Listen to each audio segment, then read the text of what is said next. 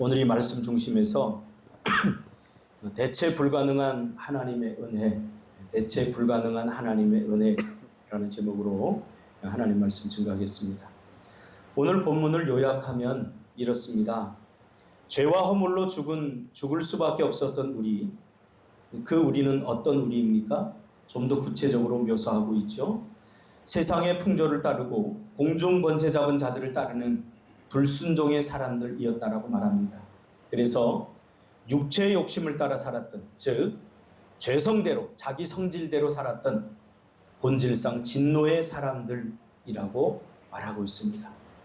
진노의 사람들이라는 표현은 인간이 처한 불행을 적나라하게 표현하고 있는 그런 문장입니다.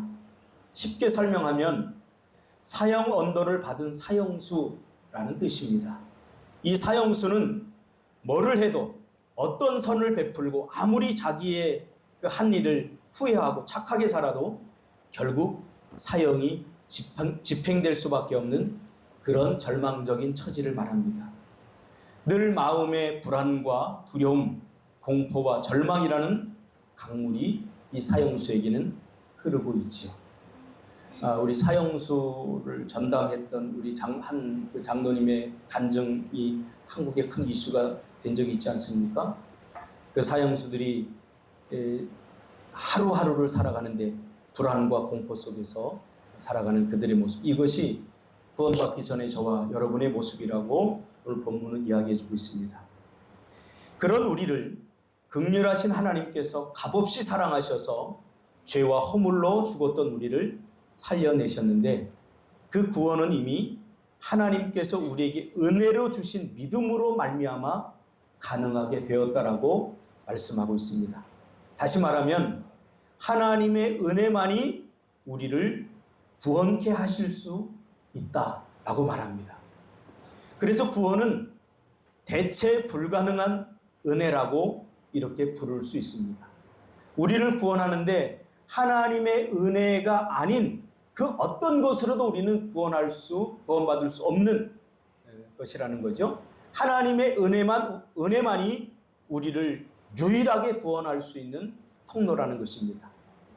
인간이 만난 불가항력적인 문제는 하나님의 은혜가 아니면 그 무엇으로도 구원을 이루어낼 수 없다는 것이 오늘 본문의 요지입니다. 자, 우리가 구원받은 것은 하나님의 불가항력적인 은혜 때문입니다. 그러면 구원받은 이후에 우리의 삶은 어떤가요? 구원받은 이후에 우리의 삶도 역시 하나님의 은혜로만 가능합니다. 하나님의 은혜로만 우리가 구원받을 수 있었듯이 구원받은 이후에 우리의 삶도 여전히 하나님의 은혜로만 가능하다고 오늘 본문은 말하고 있는 것입니다. 하나님의 은혜는 구원받을 때만 필요한 것이 아니라 오히려 구원받은 이후에도 구원의 기쁨과 감격을 누리기 위해서 여전히 대체 불가능한 하나님의 백성들을 살아가게 하는 유일한 힘이고 목적이고 수단이라고 그렇게 말씀해 주고 있습니다. 은혜라는 말이 요즘처럼 내 마음을 간절하게 위로하고 또 든든하게 자리매김한 적이 없을 만큼 요즘 저는 이 은혜라는 말이 참 좋습니다. 젊을 때는 좀 싫었어요. 뭐 껐떡하면 다 자기가 할 일도 다 미루고 다 주의 은혜야 이렇게 말하는 어른들을 보면서 참 무책임하다 이런 생각을 많이 하고, 열심히 뭔가를 해야지 자꾸 은혜 타령만 하면 뭐가 될 일이 되는가, 그런 생각을 가졌던 적이 있습니다.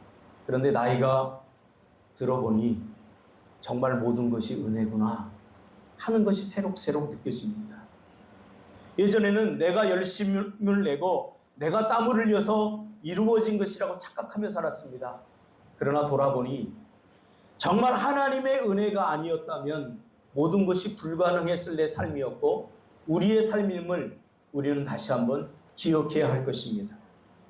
마가복음 9장 14절 이하를 보면, 그래서 요즘 저는 이 성경을 읽으면서 모든 단어 하나하나 구절, 문장 하나하나가 다 은혜의 관점으로 보여지더라고요. 은혜의 관점으로 보여지니까 하나님의 말씀이 저에게 새롭게 다가와요. 새롭게 다가와요. 그 중에 제가 몇 가지를 이 본문을 제가 택해서 읽으면서 이번 주에도 참 많이 은혜를 받았어요. 특별히 오늘 읽진 않았지만 마가복음 9장 14절 이하를 보면서 은혜의 관점으로 보면서 저는 정말 은혜를 많이 받았어요. 이 귀신 들린 아이를 예수님이 고쳐주는 장면 아닙니까? 예수님은 베드로, 요한, 야고보를 데리고 이제 기도하러 산에 올라가게 되죠. 그것은 우리가 일명 변화산이라고 부릅니다. 이 산에 올라가서 엄청난 영적 경험을 하게 되죠. 그곳에서 제자들은 예수님의 그 옷이 휘어져서 표현할 수 없을 만큼의 광채를 내는 그 예수님의 변화를 목격하게 됩니다. 뿐만 아니라 거기서 엘리야와 모세와 또 예수님이 함께 이야기하는 장면을 분명하게 목격합니다. 3명은 증인의 숫자이기 때문에 3명이 정확히 보았다면 이것은 환상을 본 것이 아니라 정확한 사실을 목격한 것입니다. 그 광경을 보고 너무 이 3명의 제자가 황홀해합니다. 과거 한국교회는 이런 영광을 맛보았습니다. 저도 개인적으로 예배하다가 기도하다가 사역하다가 이런 황홀한 영광을 조금 맛본 사람 중에 한 사람입니다. 예배드리다 주의 은혜를 경험하고는 평생 그냥 예배만 드리고 살면 살 수는 없을까 그런 생각을 했던 적도 있습니다. 기도하는데 주의 은혜가 임하니까 잠깐 기도한 것 같은데 3-4시간이 금방 지나가 버려요. 제가 예전에 책을 읽다가 18세기 부흥의 시대의 책을 읽다가 저는 그 부흥의 시대에 일어났던 일들이 좀처럼 믿겨지지 않았어요. 왜냐하면 어떤 사람이 기도를 했는데 얼마나 성령의 불이 뜨겁게 맺든지 그 주변이 다 녹았다는 거예요, 눈이. 속으로 은혜 받았음에도 불구하고 뻥치고 있는. 어떤 사람은 기도했는데 달력을 보니까 3일이 지나갔다는 거예요. 도대체 믿을 수 없는 그런 18세기 부흥의 그런 에피소드들을 제가 보면서 이 거짓말이야. 아무리 그래도 이런 일이 일어날 수 있나? 이렇게 생각했었는데 정말로 제가 기도하면서 예배하면서 그 정도는 아니지만 하나님의 은혜를 경험했으면 너무 황홀한 하나님의 은혜들을 경험하면서 어떤 때는 마을버스를 타고 말씀을 읽는데 그 말씀이 정말로 꿀성이보다 더 달아서 제가 내려야 될 그 도착 장소를 몇 번이나 제가 그냥 지나치고 종점에서 내린 적이 한두 번도 아닙니다. 말씀이 정말로 꿀성이보다 더 답니다. 학교에 가서 공부하는데 성경을 읽고 싶어서 왜 내가 공부하지? 성경만 그냥 읽고 한 1년 동안 성경만 읽었으면 좋겠다. 그런 마음을 가진 적이 한두 번이 아닙니다. 저도 맛본 거죠. 하나님의 은혜, 이 영광을 맛본 거죠. 저는 이 제자들이 그래서 이 베드로가 제안을 하죠. 주님, 그냥 여기서 살죠, 우리. 여기다 텐트 치고 우리가 여기서 살면 좋겠습니다라고 제안했는데 제가 이 베드로의 마음을 좀 알 것 같아요. 얼마나 좋았으면. 그런데 그때 구름이 몰려와서 덮으면서 하늘에서 소리가 났다고 이야기합니다. 너는 내 사랑하는 아들이니 너희는 그의 말을 들으라. 그리고 예수님을 쳐다보니까 얘들아 내려가자. 내려갈 분위기.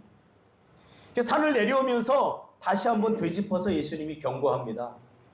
내가 다시 살아날 때까지는 아무에게도 이 사실을 말하지 말라고 이야기를 합니다. 제자들은 잔뜩 궁금증을 가지고 도대체 예수님 무슨 이야기를 하는지 산 아래로 내려오게 됩니다. 무슨 말입니까? 신앙생활은 아무리 좋은 은혜, 아무리 좋은 황홀한 것들을 목격하고 경험한다고 할지라도 그때에 머물러 있으면 안 됩니다. 데어랜된 그때 머물러 있으면 안 되고 지금 여기로 다시 와야 된다는 것입니다. 신앙생활은 관념이 아니라 실제적인 삶 속에서 구현되어야 한다는 것입니다. 많은 그리스도인들이 데어랜된이라는 곳에 묶여 있습니다. 그때는 참 좋았어. 그때는 은혜 받았어. 자꾸 그때 이야기만 합니다. 신앙은 지금이 중요합니다. 아무리 과거에 내가 찬란한 빛을 내는 그런 신앙, 믿음을 가졌다고 할지라도 지금 하나님께서는 지금이 중요하다고 말씀하고 있는 것입니다. 어제의 은혜로 오늘을 살 수 없습니다. 저도 청소년 사역할 때 막 불같이 막 하나님께서 말씀을 쏟아내는데 막 욕하면서 설교했어요. 욕하면서. 찬양만 대충 하면 이 새끼들아 이게 찬양이야? 그럼 막 찬양을 합니다. 말씀을 전하면 폭포수같이 막 말씀. 이건 내가 하는 것이 아님을 내가 알아요. 이건 내 힘으로 불가능한 걸 알아요. 아이들이 수련회에 오는데 술 사갖고 오고 담배 가지고 왔다가 막 그 술 갖고 온 걸 막 꺼내놓고 회개하는 모습을 제가 직접 목격한 사람이에요. 제가 직접 뭐 대단한 일들이 있었지만 그러나 어제의 은혜로 오늘을 살 수 없다는 걸 난 진작 깨달았어요. 어제의 은혜는 어제로 다 씻어버려야 돼요. 어제의 감격으로 감사로 하나님 앞에 다 영광으로 올려드려야 돼요. 그리고 우리는 옷깃을 다시 여미고 오늘을 살아야 되는 거예요. 오늘을. 어제의 은혜로 오늘을 살 수 없습니다. 오늘의 새로운 은혜로 하나님이 예비해 주신 아직 맛보지 못한 아직 제대로 경험하지 못한 우리를 위해서 준비하신 새로운 은혜가 있다는 것을 여러분 기대하며 살아야 되는 거예요. 그렇지 않으면 자꾸 과거에 묶여 살게 됩니다. 과거에 나는 이런 사람이었어. 나는 이런 일을 했어. 노예에 가보면 목사님들이 그런 이야기를 해요. 내가 옛날에 막 설교하면 내가 과거에 막 이렇게 하면 자꾸 그런 얘기를 해요. 마음속에 무슨 생각이 있냐면 지금이 중요합니다, 목사님. 예. 여러분 과거에 잘 나가지 않았던 사람이 어디 있습니까? 다 과거에 잘 나갔던 사람입니다. 지금 here and now, 지금 여기서 나는 어떤 모습으로 하나님 앞에 서 있는가? 이것이 중요하다는 거예요. 이것이 중요하다. 그래서 긴장할 수밖에 없어요. 이들이 내려와서 첫 번째 딱 맞닥뜨린 현실은 큰 무리에 둘러싸여 서기관들의 날카로운 질문에 쩔쩔매고 있는 제자들의 모습이 눈에 딱 들어옵니다. 16절에 보니까 그들과 변론하였다라고 표현하고 있습니다. 예수님이 기도하러 산에 베드로, 요한, 야고보를 데리고 올라가면서 나머지 제자들에게 부탁했거든요. 얘들아 기도해라 이렇게 부탁했거든요. 그런데 지금 위에 올라가서 기도하면서 놀라운 황홀한 영적 체험을 하고 돌아왔는데 이들은 기도하는 것이 아니라 지금 서기관들과 변론하고 있는 것을 목격하게 되죠. 예수님. 그래서 예수님이 묻죠. 너희가 무엇을 그들과 변론하고 있느냐? 그러자 무리 중 한 사람이라고 성경은 표현하고 있는데 아버지가 이야기하죠. 이 사람이 예수님께 고자질 하듯이 말합니다. 말 못하게 하는 귀신 들린 내 자녀를 당신의 제자들에게 데려와서 제발 내쫓아 달라고 부탁하였지만 제자들이 내쫓지 못했습니다. 그래서 지금 서기관들의 질책을 받고 사람들과 변론 중에 있다고 예수님에게 전해주자 예수님이 한탄하면서 이렇게 고백합니다. 믿음이 없는 세대여 내가 얼마나 너희와 함께 있으며 얼마나 너희에게 참으리요. 이 말씀이 저기 너무 은혜로 다가와요. 설교해도 변하지 않는 사람들을 보면서 때로는 설교 준비 좀 대충 하고 싶을 때도 있어요. 뭐 어차피 변하지 않는데 뭐 내가 하는 일도 아닌데 뭐. 그래도 옷깃을 여미고 아픈 몸으로 이끌고 성경을 보고 또 책을 다시 읽고 묵상하는 이유는 그래도 단어 하나, 말 한마디에 변화될 어떤 사람들을 기대하는 기대가 있기 때문에 그리고는 그를 데려오라고 하자 그 아이를 데리고 오니 귀신이 예수를 보고 곧 그 아이로 심히 경련을 일으키게 만듭니다. 저는 영적 체험도 많이 했거든요. 그래서 지금 이 상황을 제가 경험한 귀신 들린 아이의 그 모습과 이렇게 오버랩 시키면서 제가 이 설교를 준비했는데 정말 귀신은요 예수를 무서워합니다. 뿐만 아니라 믿음 있는 사람들을 무서워합니다. 제가 직접 수요예배 때 뭐 자유스럽게 제가 그런 얘기를 하지만 오늘 주일 예배이기 때문에 간단하게는 넘어가겠습니다. 귀신이 그를 죽이려고 어릴 적부터 자주 불과 물에 던졌습니다. 이렇게 얘기합니다. 예수님이 묻죠. 언제부터 이 아이가 그랬느냐? 그랬더니 어릴 적부터 그랬는데 이 아이가 불과 물에 자주 던져졌습니다. 그러니까 약간 귀신 들리면 귀신이 내 전 의지를 다 붙들기 때문에 발작을 일으키죠. 툭툭 쓰러지는 거예요. 근데 불 있는 데서 쓰러지면 어떻게 해요? 다 화상 입는 거예요. 물 있는 데 쓰러지면 어떻게 해요? 물에 빠져 익사하는 거예요. 그러니 이 아버지가 얼마나 마음 졸이면서 평생을 지금까지 살아왔겠습니까? 그러면서 이 아버지가 그렇게 이야기합니다. 예수님, 우리를 불쌍히 여기사 도와주세요. 우리를 불쌍히 여기사 도와주세요. 요즘은 눈 씻고 찾아봐도 불쌍히 보이는 사람들이 없어요. 다 살만한 사람들끼리. 정말 자기가 자신을 생각할 때 연민의 정이 아니라 영적으로 자신을 바라볼 때 나는 하나님 앞에 불쌍한 사람이구나 라고 하는 참회가 필요한 시대입니다. 그러자 예수님이 할 수 있거든이 무슨 말이냐? 믿는 자에게 능히 하지 못할 일이 없느니라 라고 말씀하십니다. 우리는 불쌍히 보이지 않기에 좋은 옷을 입습니다. 우리의 것을 치장합니다. 명예를 얻습니다. 불쌍히 여기면 안 되니까. 이번에도 노예 한 목사님이 왔는데 목사님들 사이에서도 조금 이렇게 목사님 대접을 제대로 못 받는, 나이는 우리보다 많은데 그런 목사님 한 분 계셔요. 뭐 잘못하면 막 꾸짖고 막 이렇게 해요. 저는 그게 너무 안타깝더라고요. 그래서 저는 정성껏 대했어요. 그냥 정성껏 대했어요. 그랬더니 가시고 나서 문자가 왔더라고요. 마음이 따뜻한 박 목사님 위로 때문에 내가 힘을 얻고 갑니다. 그러더라고요. 여러분, 우리 학생들도 학교에서 왕따 시키는 애들 같이 왕따 시키지 말고 따뜻하게 대해주세요. 마찬가지 다 알아요, 우리가. 이 아버지가 그러자 뭐라고 이야기합니까? 내가 믿나이다. 나의 믿음 없는 것을 도와주세요. 솔직하게 나가는 거예요. 솔직하게. 이 고백은 심령이 가난한 자만이 할 수 있는 고백입니다. 도와주세요, 제발.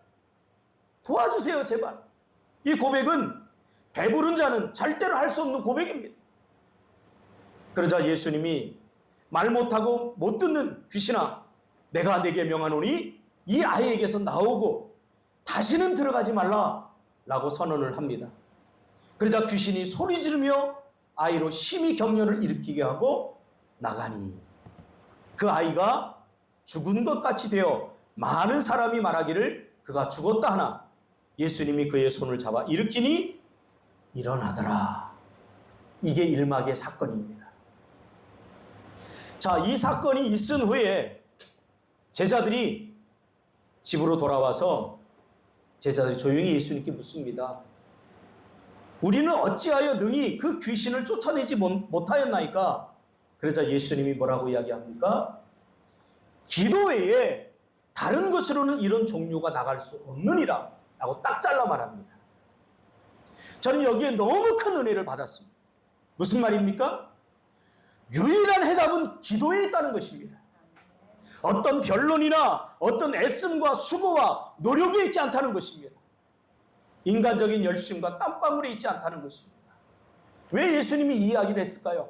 본문을 자세히 분석해 보면 예수님은 지금 누구에게 이 이야기를 1차적으로 하고 있냐면 제자들에게 하고 있는 것 같지만 사실은 누구를 지금 생각하면서 예수님이 이야기를 하고 있냐면 이 귀신 들렸던 아이의 아버지를 향해서 하고 있는 말씀입니다. 여기서 우리는 아버지의 입장을 생각해 볼 필요가 있습니다. 사랑하는 아들이 귀신 들려 고통당하는 모습을 보면서 이 아버지가 얼마나 안타까웠을까요? 아마 이 자신의 아들을 고치기 위해서 자기가 할 수 있는 일은 다 해봤을 거예요. 안 해본 거 없을 거예요. 여러분 생각해봐요. 여러분의 자녀가 만약에 아프다면 그 자녀를 그냥 내팽개쳐 두겠습니까? 모세가 아픈데 그래 아프구나 그래 그냥 내두겠습니까? 내 재산이라도 팔아서 내 직업도 포기하고 이 아들을 고치기 위해서 안 해본 것이 없을 거예요.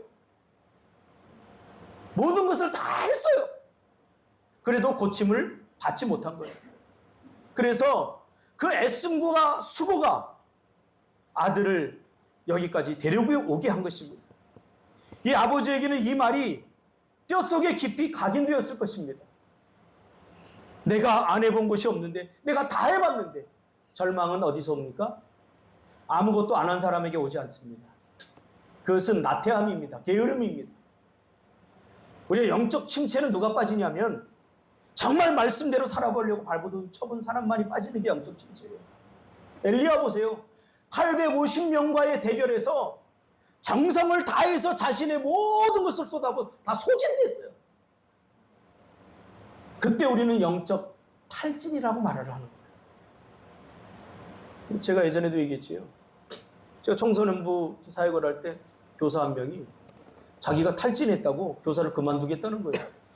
제가 너무 화가 나서 부르다가, 야, 네가 뭐 했는데 탈진해? 아니, 예배를 제 시간에 나온 적 있느냐? 수련을 한번 따라간 적 있느냐? 공학 공부를 제대로 준비한 적 있느냐? 너는 탈진한 게 아니라 넌 게으른 거야, 그냥. 그렇게 얘기했어요. 영적 탈진과 영적 게으름을 구분을 못 하더라고요. 너무 화가 났으니까 넌 그냥 게으른 거야. 아무것도 하고 싶지 않은 거야. 탈진이 뭔지 아니? 저는 그런 사람들 많이 봤어요. 말씀대로 살려고 발버둥 치고 애쓰는데도 안 돼요. 안 돼. 그때 모든 거 소진된 상태에서 오는 게 탈진입니다. 그 탈진은요, 하나님의 위로가 있어요. 저도 해봤어요. 저는 그냥 최선을 다하는 스타일이에요. 뭐 한 가지를 하더라. 수련을 인도하는데 제가 급체를 해가지고 머리가 막 깨져나갈 듯이 아파요. 이 수련회를 포기할 수 없어요. 제가 강사로 부름을 받았는데 열이 막 40도까지 올라요. 설교 준비도 하나도 못했어요. 김포에 있는 새날기도 아직도 기억해요. 500명이 모여 있는데 도저히 안 갈 수 없더라고요. 그래서 제가 그때는 뭐 차도 없어요. 버스 타고 김포까지 가가지고 내려서 또 한 4km를 걸어가서 갔어요. 갔는데 강사 숙소라고 이제 줬는데 들어갔는데 정말 말씀을 못 전할 것 같아요. 그래서 제가 하나님께 누워서 기도했어요. 하나님, 나 말씀 못 전하는 건 좋은데 저 아이들 기대하고 왔는데 어떻게든지 거기 내가 서겠습니다. 네, 섰어요. 섰는데 제가 거의 3시간을 설교했어요. 그러니까 무슨 정신으로 제가 설교했는지도 몰라요. 무슨 말을 했는지도 몰라요. 무슨 말을 했는지. 끝나고 나니까 큰 은혜가 있었다고 그렇게 이야기합니다. 뭐 큰 은혜가 있든 말든 나는 아파 죽겠더라고요. 아파 죽겠더라고요. 끝나고 나니까 온 몸이 긴장이 풀려가지고 막 탈진했어요. 다행히 집회가 저녁에만 3일 동안 있어가지고 낮에는 하루 종일 약을 먹어가면서 제가 치료를 받고 그리고 또 저녁 되면 꾸역꾸역 올라가고 또 최선을 다하는 것이 뭔지 알아요. 저는 아버지가 일찍 돌아가셔서 모든 걸 나 혼자 내가 다 해야겠어요. 최선을 다하지 않으면 살 수 없어요. 근데 여러분 최선을 다했는데도 안 되면 어떡하죠? 이때 우리는 절망하게 되잖아요. 제 아버지가 그런 상태라는 거예요. 그런데 자기의 눈앞에서 내가 그렇게 최선을 다해도 안 되는 일이었는데 예수님이 기도하니까 귀신이 쫓겨나고 아들이 자유함을 얻게 된 것입니다. 무슨 말입니까? 예수님의 기도를 통해서 기도가 유일한 답이라는 것을 유일하게 목격했던, 뼈저리게 경험했던 단 한 사람이 이 아버지였다는 사실을 여러분 우리가 기억해야 돼요. 이 말씀은 모든 사람들에게 다 전했지만 이 말씀이 자신에게 은혜로 다가온 것은 저는 이 아버지였다고 확신할 수 있습니다. 그는 누구보다 열심히 이 문제를 해결하려고 발버둥 쳤지만 도저히 해결할 수 없었던 문제가 해결된 것입니다. 그야말로 불가항력적인 문제가 해결된 것이죠. 무엇이 해결했습니까? 기도가. 우리 개혁기독주의, 개신교라고 그러죠. 우리 개혁기독주의는 하나님의 은혜를 3가지로 표현합니다. 기도, 말씀, 성례전. 이 성례전은 주로 예배와 관련이 되어 있는 겁니다. 그래서 예배다 이렇게 표현해도 됩니다. 하나님의 은혜는 어떤 방식으로 우리에게 임하느냐? 기도할 때 임하고요. 말씀을 전할 때 성례를 통해서 하나님의 은혜가 임합니다. 오늘은 이 세 가지 중에 무엇을 통해서 임했죠?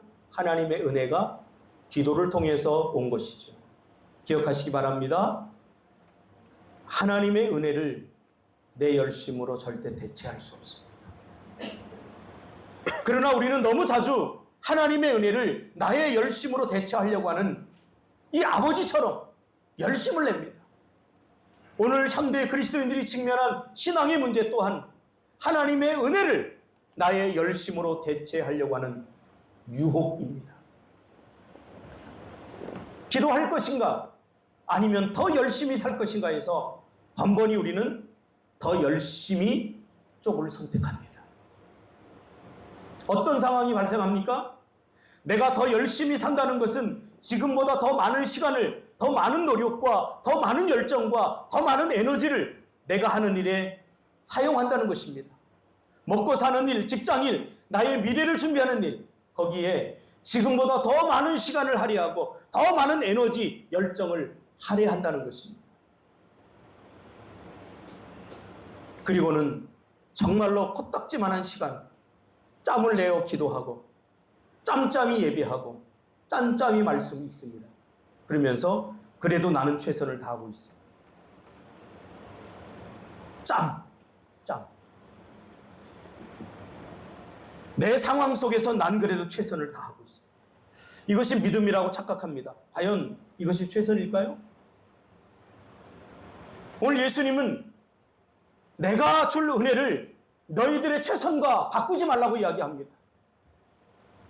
하나님이 나에게 힘을 주셔서 내가 더 분주하게 움직이고 내가 더 많이 일하는 것이 믿음이라고 착각합니다.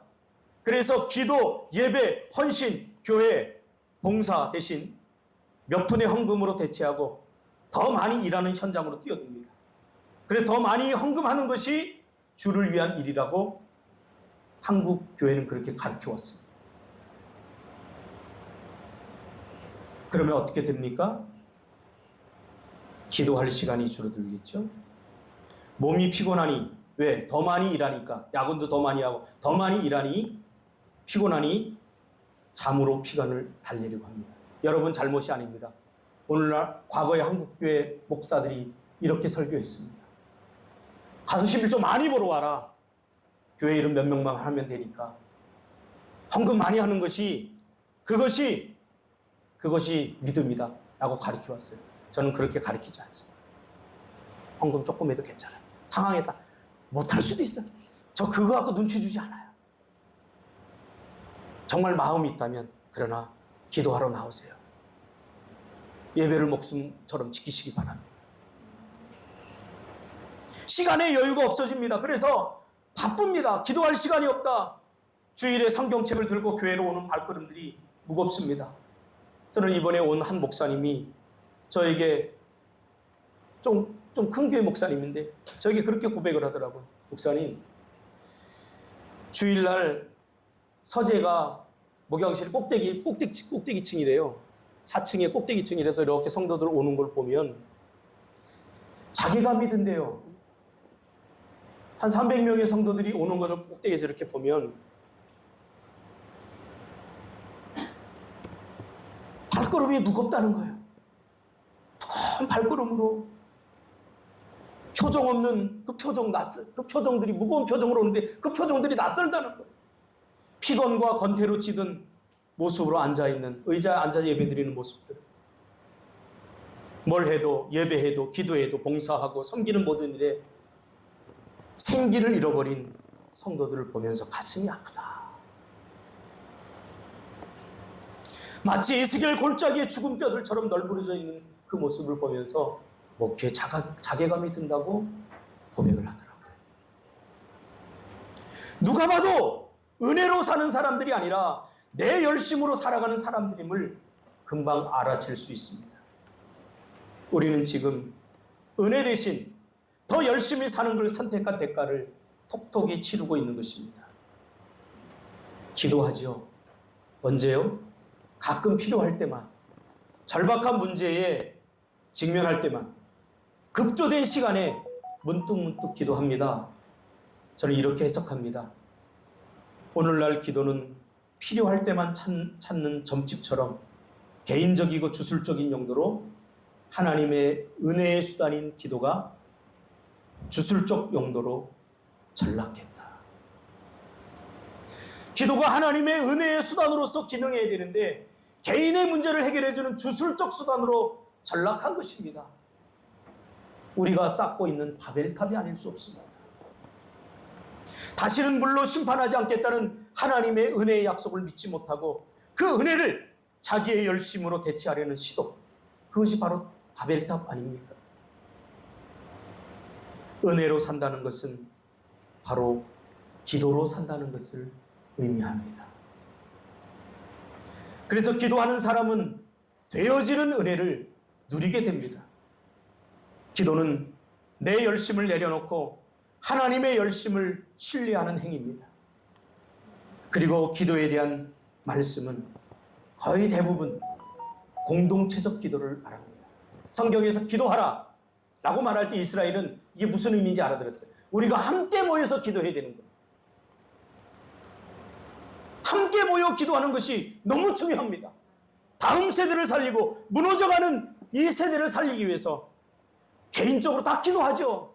그래서 기본입니다. 모여서 기도해야 됩니다. 이런 배가 있습니다. 이 배를 저어서 육지까지 가려면 몇 가지 방법이 있습니다. 여러분은 어떻게 가기를 원하십니까? 노 하나로 내가 열심히 지어서 가면 얼마나 힘들까요? 그 노를 몇 개를 더 하면 뭐 조금 더 쉽게는 가겠죠. 그러나 더 쉬운 방법이 있습니다. 돛을 올리면 바람이 그 배를 가게 합니다. 우리는 그래야 합니다. 하나님의 은혜의 돛을 올려야 됩니다. 기도의 돛을 올려야 됩니다. 오늘 이 귀신 들린 아이를 가진 아버지가 뼈저리게 경험한 것이 그것입니다. 해볼 거 다 해봤어요. 안 돼요. 불가항력적인 문제, 아무리 생각해도 안 된다고 생각하면 이 불가항력적인 문제입니다. 그러면 대체 불가능한 하나님의 은혜가 필요한 시점입니다. 불가항력적인 문제를 만나기 전에 우리는 기도의 자리로 나와야 합니다. 기도하면 되어집니다. 기도하면 믿어집니다. 대체 불가능한 은혜 첫 번째는 바로 기도입니다. 기도 외에는 어떤 것으로도 대체할 수 없는 은혜임을 우리가 잊지 말아야 됩니다. 이번에 한 목사님이 오셨는데 명문대를 나오셨어요. 이 목사님. UBF 출신이에요. 우리 노예에 UBF 출신들이 많습니다. 왜 많냐면 코로나가 터지면서 또 이 JMS라든가 이 이단들이 극세하면서 이 학원 선교가 거의 이제 문을 닫게 됐어요. UBF가 대학생들 선교를 하는 그런 단체인데, 그래서 우리 교회 전도 목사로 있을 때 제가 이제 전도 목사들을 관리했거든요. 제가 그렇게 권면했어요. 목사님, 어차피 목사는 목회를 하는 것이니 지금 어차피 코로나가 언제 끝날지 모르니 그 아이들을 데리고 개척을 해라. 개척을 해서 우리 교회에 그렇게 개척해서 들어온 제가 도와줬던 그 김태기 목사님도 그렇게 해서 지금 부흥하고 있어요. 개척을 이렇게 했는데 그 중에 한 목사님이 개척을 했는데 힘들어요. 목회가 힘들어요. 얼마나 스트레스를 받았는지 이번에 왔는데 무슨 겨울 모자 까만 거를 쓰고 왔어요. 전혀 어울리지 않는. 여러분 젊은이들이 비니라고 그러죠? 비니도 아니고 털 여기 달린 거 있잖아요. 방울하는 아주 촌스러운 검은 모자를 쓰고 왔어요. 그래서 궁금했어요. 근데 그때는 이제 상담자의 어떤 마인드가 발동돼요. 저렇게 쓰고 왔으면 뭔가 사연이 있을 것이다. 그래서 안 물어봤어요, 저는. 신뢰가 될까봐. 궁금하다고 다 물어보는 사람이 있잖아요. 근데 또 신뢰가 될까봐 안 물어봤어요. 그러니까 궁금한 거 꼭 참고 있는데 나중에 식당에서 밥 먹는데 이렇게 모자를 벗었는데 딱지가 더덕더덕 붙었고 머리가 다 탈모가 됐어요. 다 벗겨졌어요. 얼굴도 잘생긴 양반. 너무 가슴이 아픈 거예요. 너무 가슴이 아프고. 그래서 그냥 제가 아무 말도 안 하고 이렇게 손을 잡고 맛있는 거 잘 사먹고 그래서 이렇게 보냈어요. 굳이 저희들은 말하지 않습니다. 왜? 뭐 때문에 그렇게 되는지 알기 때문에.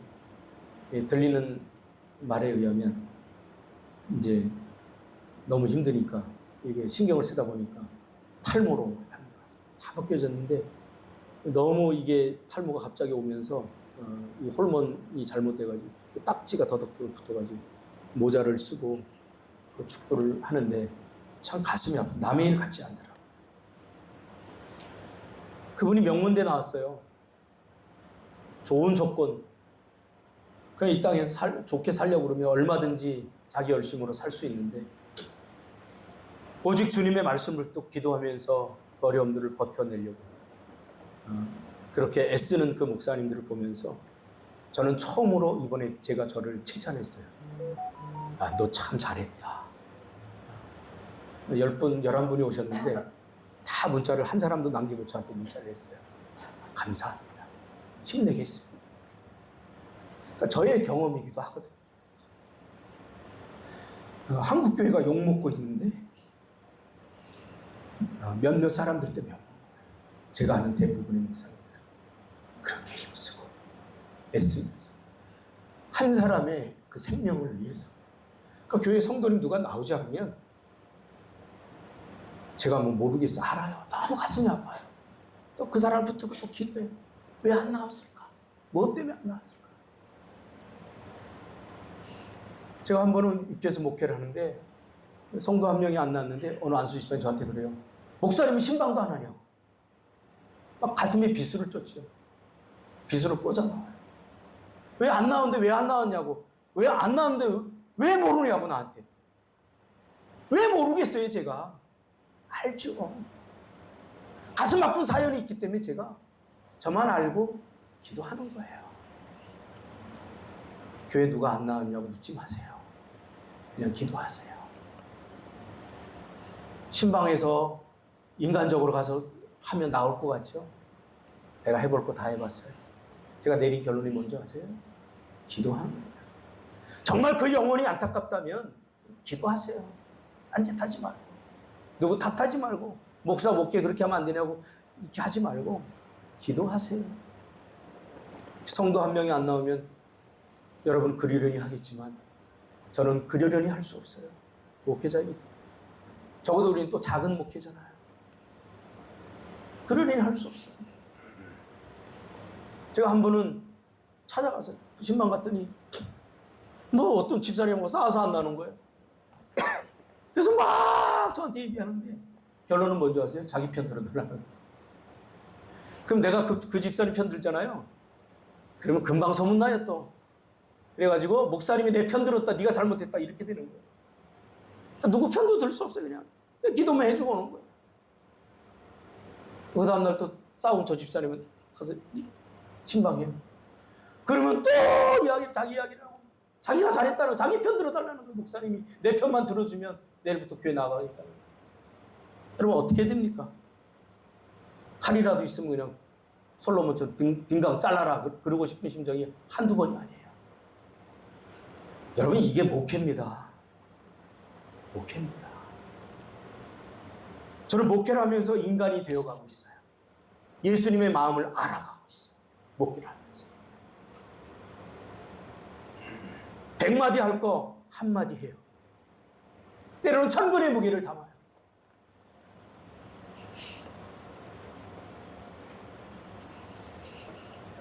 그럼에도 우리에게 소망이 있는 것은 대체 불가능한 하나님의 은혜가 있다는 사실입니다. 은혜를 사모하시기 바랍니다. 그리고 기도하세요. 기도하세요. 자꾸 여기서 떠들고 저기서 떠들고 안 된다니까요. 안 돼. 이렇게 얘기하는데도 못 깨달으면 어떻게 하잖아요. 기도해야 돼요. 대체 불가능한 하나님의 은혜가 임하면 암병도 고칩니다. 저는 확신합니다. 제가 수요일날 나와보세요. 제가 좀 리얼하게 설교해요. 제가 처음 했던 거 귀신 쫓은 거 아무것도 아니에요. 그런 거. 하나님이 믿음을 강화시켜 저기에 주셨던, 제가 은혜 받고 나니까 막 병자도 다 고쳤어요. 제가. 아무것도 아니에요. 그거는 기도하면 하나님의 은혜가 막혔던 우리의 인생의 문을 엽니다. 제발 기도합시다. 기도하겠습니다. 하나님 아버지 고맙습니다.